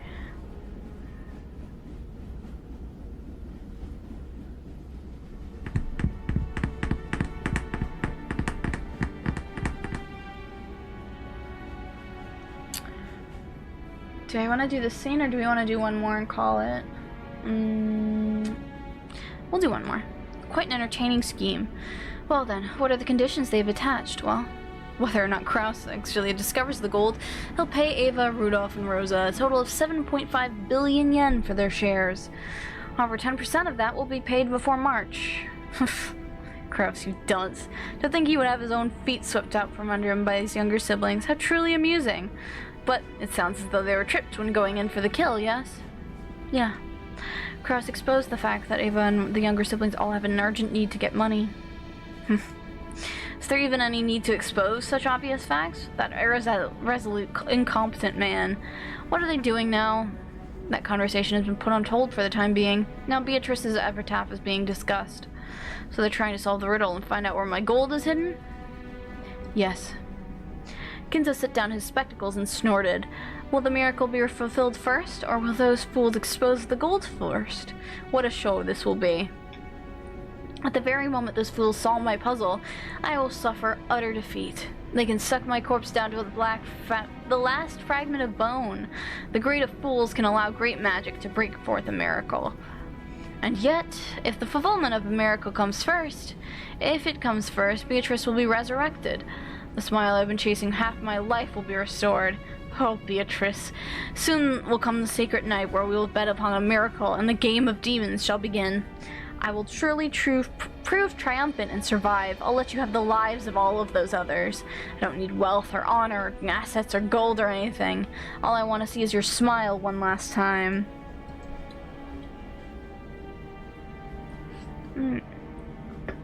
Kinzo choked, apparently in great pain. Kennen got closer and tried to pat his master's back, but Kinzo motioned him to stop. Do you know why I went to the trouble of exposing the hidden location of the gold in a place that everyone can see? No. It's because magical power is determined by risk. If the number of people who try to discover Beatrice's gold is great, and the danger of them succeeding is great as well, then the power of the magic will bring about a grand miracle that we succeed despite the odds. In other words, magic is a game. It's not the case that one that performs the best becomes the victor. Victor performs the best because he has been granted magic. Do you see? It's similar to how the miracle of life can be granted only after winning against the divine odds of 700 million to 1. Is this a little difficult for you? My apologies. The game gives you deja vu a lot? Yeah. That's fine. It all comes down to this. I will give you all that I have built up to the one who solves the mystery of Beatrice's epitaph. Wealth, honor, gold, and the inheritance of the Ushiromia family. Everything that I have established. My children certainly aren't the only ones with the right to attempt to solve this riddle. Anyone who solves the riddle will have the right to gain anything. Even you. Yes. However, I couldn't possibly understand such a difficult riddle. Of course, I made it difficult. But you must try to solve it as well. That will form the seed that summons a miracle of the magic. If everyone attempts it and everyone fails, that will be that. However, if the miracles come together and give birth to a magical power, it will happen. Beatrice will arrive. That is why you must attempt it too. Everyone must attempt it, and in doing so, they will give strength to my magic. Do you understand? Yes, I will try. For a long while, Kinzo repeatedly muttered to himself, agitated and clutching at his head. Kennen stayed where he was, alert and unmoving, until he was given the next order from his master. Kinzo eventually realized this. Very well, leave me. There's a bag of sweets on the liquor cabinet. You can take some with you as a reward. I'm fine. After all, I am furniture. So furniture doesn't eat sweets. Well, I suppose it stands to reason. In that case, leave me. Yes. Excuse me. See, like, Kinzo's so confusing to me because, like, on one hand, he's like, oh yeah, just take some sweets on the way out. But also, he's like, the worst? Kennen bowed and left the study. As the door closed, a heavy locking noise sounded out.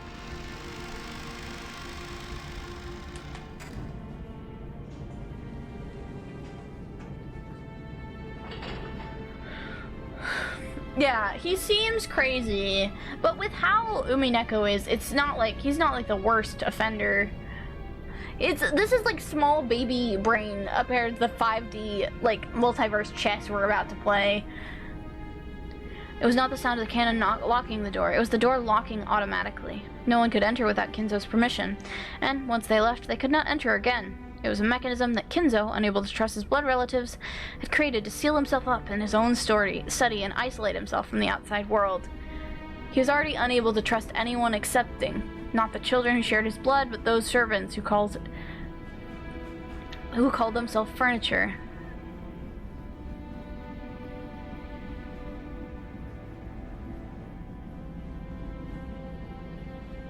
Nanjo, how are you feeling? Genji. It's just there's no place for me to be anymore. With a bitter laugh, Nanjo turned to face up the door to the parlor. The look was apparently enough to tell Genji what Nanjo wanted to say. For the most part, Genji has also understood the family's situation. It must have made him want to frown, knowing that right now in the lounge the master served was being discussed so disrespectfully. But that would have been very difficult to gather that from his indifferent expression. Still, I don't understand. Why did Kinzo have something so provocative written, I wonder? Nanjo looked at the portrait of Beatrice. No, he actually directed his gaze beneath the portrait, at the plate with the epitaph. All of this just to get to the fucking epitaph. Are you... Can we read it? I do not presume to understand the master's thoughts. Sometimes I wonder if this might be some kind of will in the master's eyes. Perhaps he wishes to hand over his wealth to the title who can understand it. So you're thinking he may have wanted the four siblings to work together and solve the riddle? Before some outsider like myself solved it. Kinzo may speak of his children in insulting terms, but perhaps he also wants them to repair their relationship. No. Certainly would be heartwarming if, as Nanjo had suggested, the epitaph had been made to repair the siblings' relationship. However, as both Nanjo and Genji knew that nothing could be more impossible than this. They'd know Kinzo not longer than anyone, and Kinzo trusted them more than his own relatives, but even they could not guess his true motives. The master always says that everyone has the right to try and solve the riddle, even if they aren't a member of his family. What about you, Dr. Nanjo?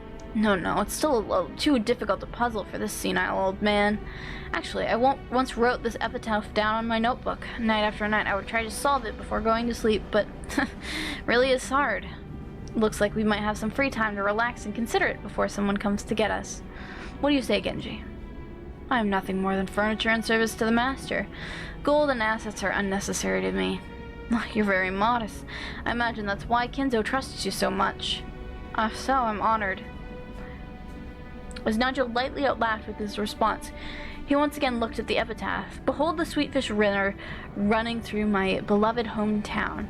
You who seek the golden land, follow its path downstream in search of the key. The epitaph in the portrait called My Beloved, which Beatrice, goes as follows. Behold the sweetfish river running through my beloved hometown.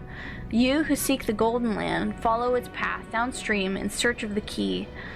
As you travel down it, you will see a village. In that village, look for the shore where two will tell you of. There sleeps the key to the golden land. The one who obtains the key must then travel to the golden land in accordance with these rules. On the first twilight, offer the 6 chosen by the key as sacrifices. On the second twilight, those who remain shall tear apart the two who are close. On the third twilight, those who remain shall praise my noble name. On the fourth twilight, gouge the head and kill. On the fifth twilight, gouge the chest and kill. On the sixth twilight, gouge the stomach and kill. On the seventh twilight, gouge the knee and kill. On the eighth twilight, gouge the leg and kill. On the ninth twilight, the witch shall revive, and none shall be left alive. On the 10th twilight, at journey's end, you shall attain the power to the golden land's treasures, once and for the last time. The witch shall praise the wise and bestow 4 treasures. One shall be all the gold from the golden land. One shall be the resurrection of all the dead souls. And one shall be the resurrection of the love that was lost. And one shall be to put the witch to sleep for all time. Sleep peacefully, my beloved witch, Beatrice.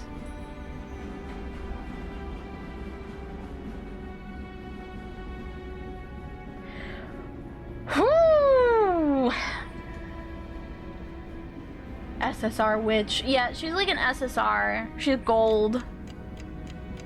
But I think that's probably... Man, do you think that's a good spot to stop?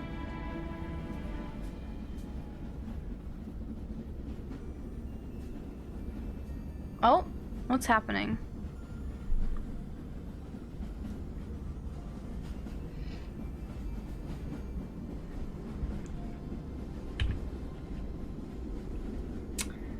Should we... I wanted to get to the dinner portion, but I guess we won't. I guess we won't get to the dinner portion. I guess we can start with the beach. Oh my god. I was like, oh, they're going to the beach next time. I was like, oh, they're going to the beach at the beginning of this. And they were like, no, we're gonna talk about Beatrice for the next 40, the next, hour and a half, I think. Oh my god. This is so much. And I'm so excited to read more. Because, part of me is like, I want to keep going. But on the other hand, I'm also just like, oh, my fucking brain hurts. I mean, if I'm EP, I should probably get some rest. Let's see.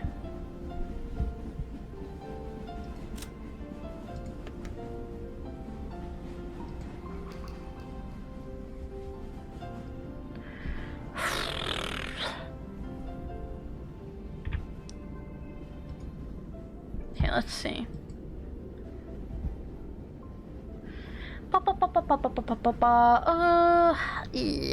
Ooh, ah, ew, ouch. Let's see. We're gonna.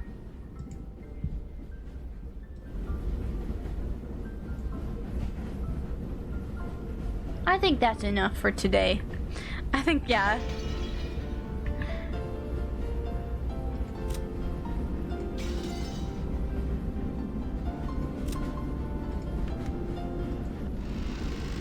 So goodbye, Battler, you little shit. It's a lot of world building. Yeah, it's a lot of exposition. And I know that Ryukishio 7 just writes like this. We'll close this. And we'll go right over here. Back to the zone. Book club zone, if you will.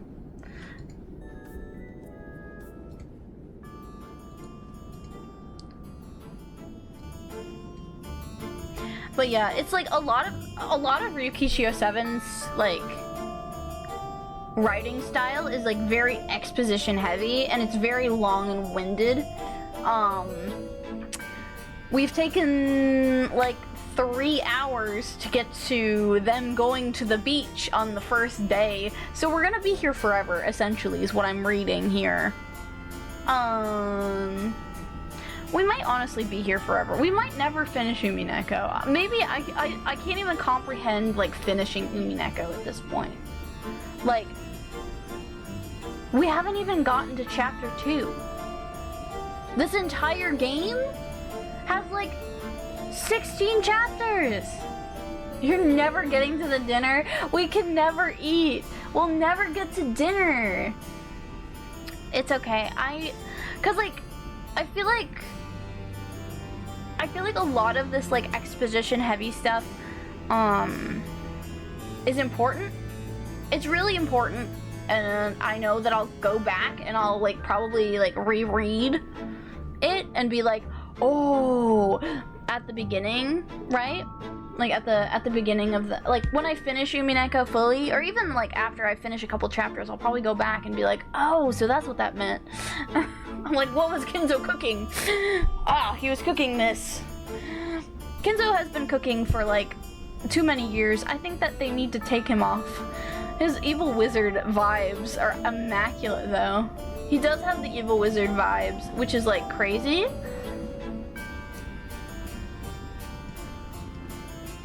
Time for the 10-hour VOD. I might do a special book club session.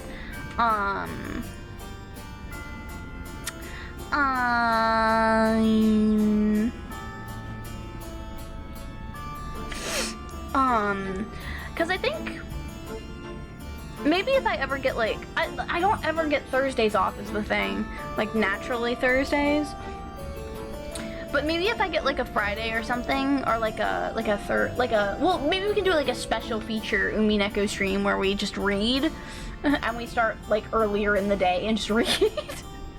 We could go for 10 hours and still maybe we'll finish chapter 1 if we read for 10 hours straight. But we've already read for 5 hours, and we haven't even gotten to dinner.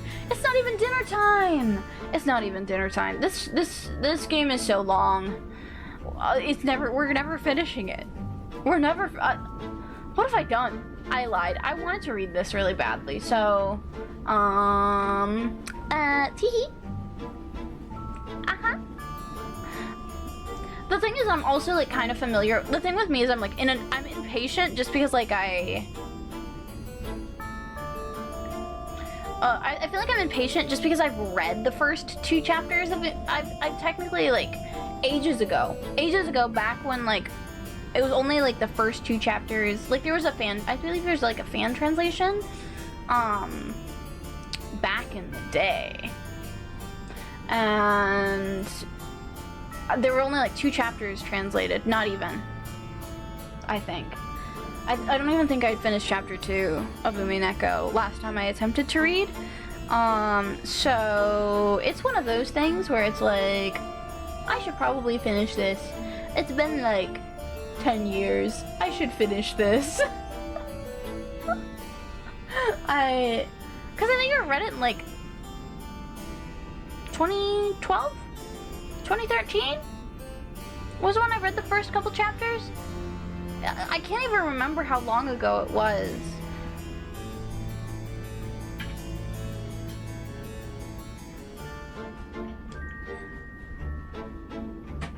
Like, what if the dinner was the gold we found along the way? I can't eat gold. What am I gonna do? Eat the gold? Like, come on.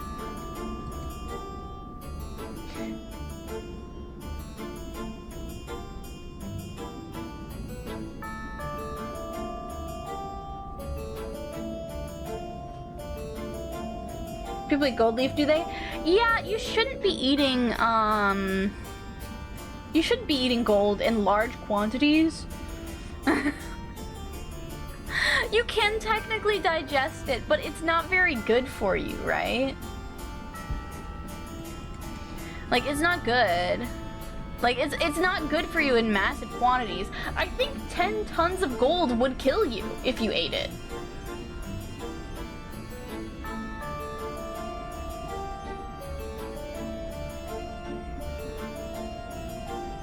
It's a very non-reactive metal, so I doubt it. Yeah, like everything, I think you could probably... Oh, this... Sorry, a new artist just popped up on my feed. They draw Aikatsu stuff.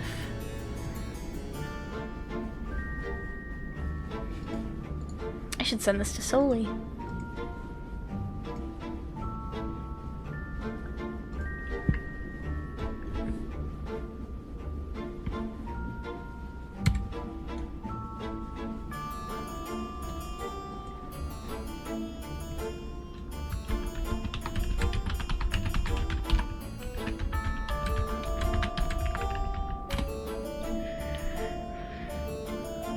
I know heavy metal poisoning is a thing. How much? Let me Google it. How much gold can you eat before you die? That's right.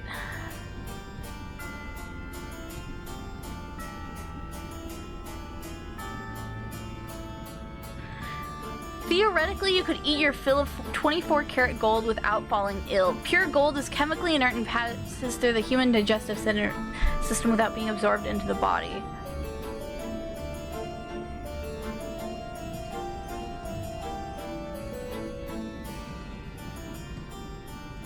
However, some people do have gold allergy, so like, it would probably hurt you if you...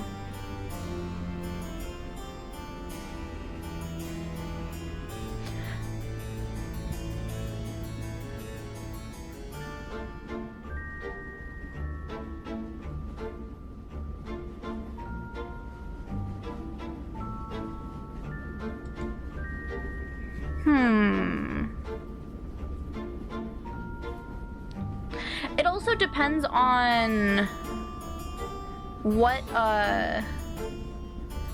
kind of gold you're eating. Like, if you're eating normal non-reactive gold, it would kill you. But if it was like elemental, like if it was like Is it the actual gold they're allergic to or the impurities of the gold? There is a gold allergy is a thing. Like, pure gold allergy is a thing. I would know. I have it.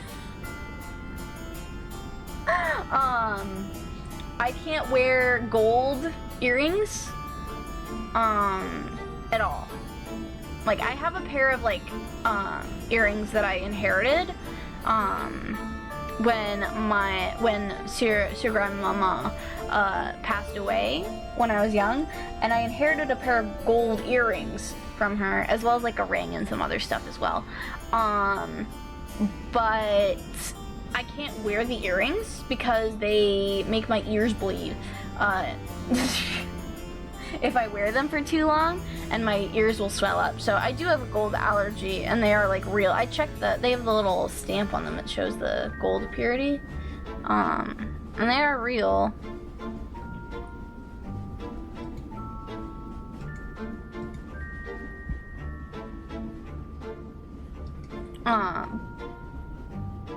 Looking it up, it's so strange. Yeah, it's just like,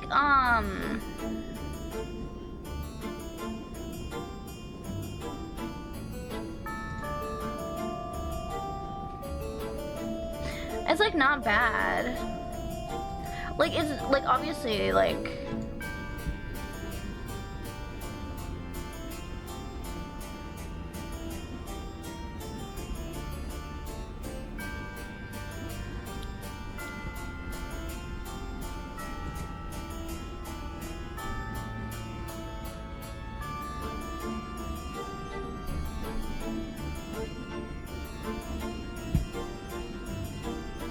it isn't pure gold, it's not killing me, the best jeweler ever.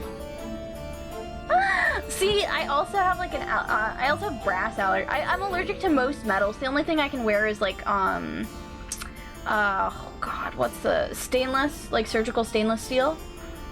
Is the only one I can wear. Even that, it still like irritates my ears a little bit.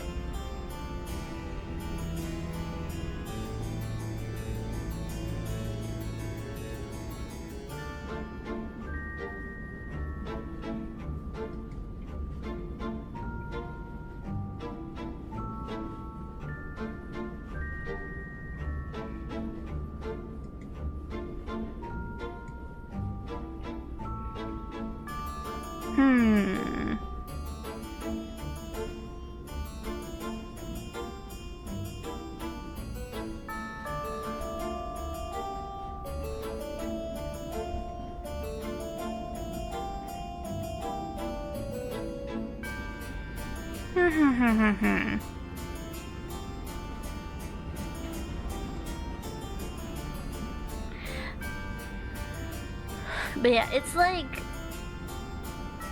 interesting. It's interesting because I want to vibe. I'm vibing, you know? I'm chilling, I'm vibing, and if I were to eat that much gold, I think I would explode from death, of course. Cause I'm just trying to think.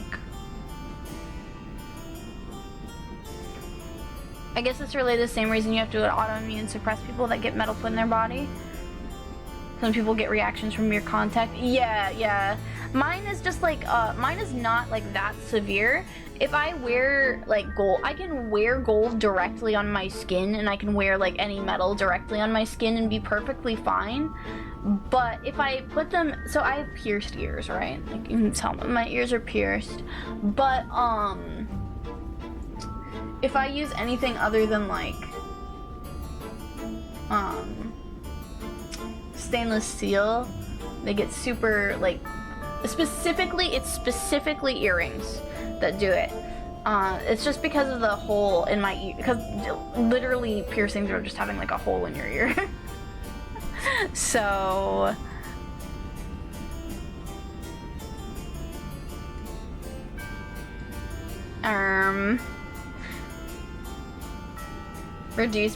the reduced barrier from like the piercing, and like it's also got like scar tissue and whatnot. My ears are really sensitive. I got a new, a couple years back, I think it was like probably like 2015, 2016, I tried to get a card. I tried to get like another. So my like little like ear cuff is just like a cuff. It doesn't actually like stick into my ears at all. Because I tried to get a like cuff earring pierced, like a cartilage piercing on one of my ears. I couldn't keep it in my. It immediately swelled up to like a small like to like a very large size, a concerning size. So I had to take it out and let it heal. So I wasn't able to have it. I wasn't able to have a real one. So I have to wear my fake little one. It's fine though. It's still cute. So it's the same effect, but without the, you know, pain and swelling and infection. So your sensitive ears.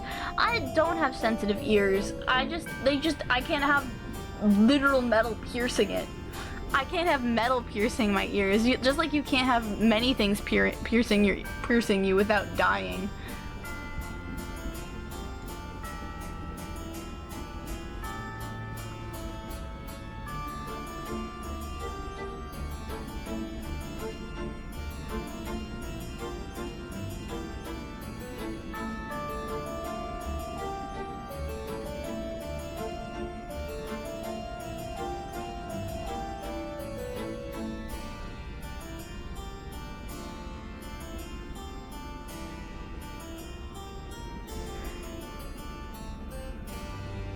Let's see. With good planning and aim? What do you mean by that? What do you mean by that? What do you mean by that? Oh yeah, I was gonna talk about this, but I finished Fushigi Boshi no Futago Hime earlier today. Just gotta avoid the vitals. Oh my god. No. Why are you planning to stab me? What's wrong with you? You're psycho. What's wrong with you? You're sick in the head. You would stab me? You stab little old me when I've done nothing wrong except for all the atrocities?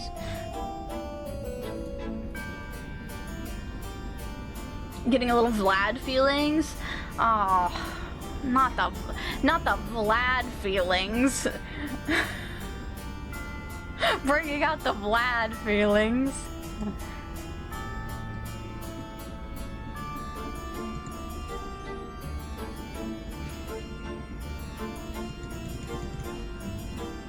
I can't believe this.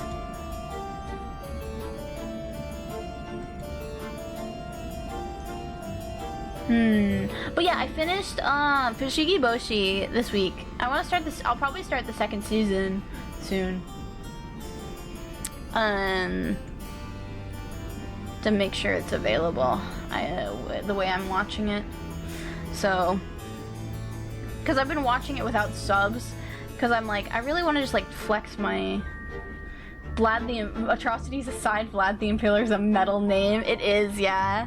It kind of goes hard. It kind of goes hard, you know.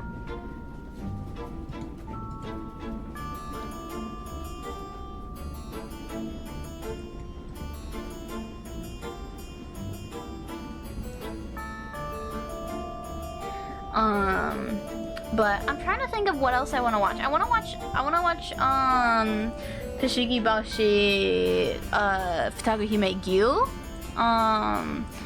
Cause they go to, in the first season they're like, it's really like insular and they're just like on their little planet doing their little country things and saving the world.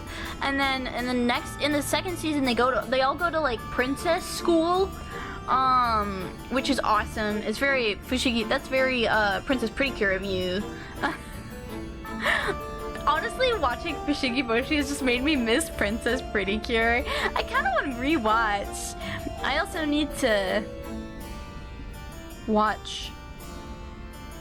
I want to rewatch all of Pretty Rhythm and like up to where I was. I can't even remember half of what happened in Pretty Rhythm. I'm gonna be real with you. I don't remember it. I want to rewatch all of my I want to rewatch those like anime that I like remember so fondly, because I know I'm gonna be like, wow, this is kind of This is just okay.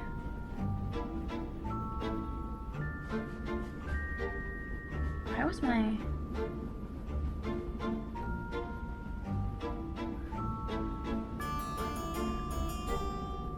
Apparently it isn't a real word either way, though. Ugh. Apparently not. Why would it be a... It's not a real world. Well, I mean, I guess it's like a title. It's not like a name. It's like a name, you know?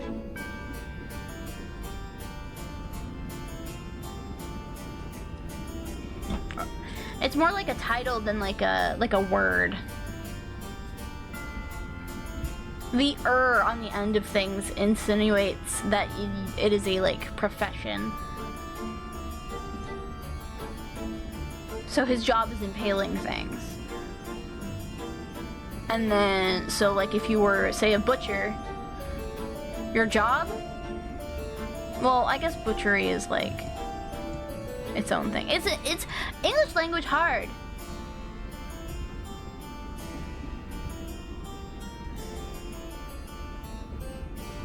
The English language is hard. I'm tired. I'm probably gonna, but yeah, well, I'm gonna probably wrap up here though, because I don't want to run another ad, and it's gonna tell me to run an ad in like 5 minutes, and I keep delaying it, and I just don't want to. I don't want to. So we're gonna see who's online right now, because I'm tired. But tomorrow we're gonna do karaoke, so we're ending early today, but tomorrow we can play, we can do karaoke. I know. Also, my internet's kind of acting up. My upload download speed is a little wonky right now, so I'm like afraid my internet's gonna go out. So we're gonna find someone to raid really quick. You noticed? Okay, yeah, that's probably a good time to cut it off then. Let's raid Ghost. I know Ghost is an Umineko fan as well, so we can talk about Umineko in Ghost's chat. Ghost has shown up to the Umineko stream.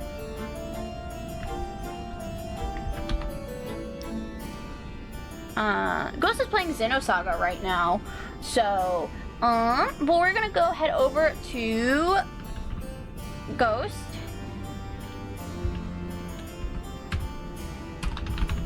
Get your choo-choos ready. Be on your best behavior. On your best choo-choo behavior. I will see you guys tomorrow. We're gonna do some karaoke.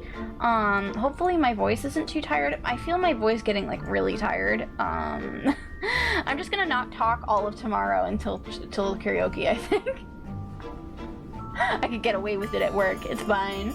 But we're gonna send you over to Ghost. Once again, I'm Siri, your local ghost train conductor over at the Gun Express, your #1 afterlife travel service. I will see you guys tomorrow. We'll be having some fun and doing some karaoke and some fun stuff. But until next time, I'll see you later.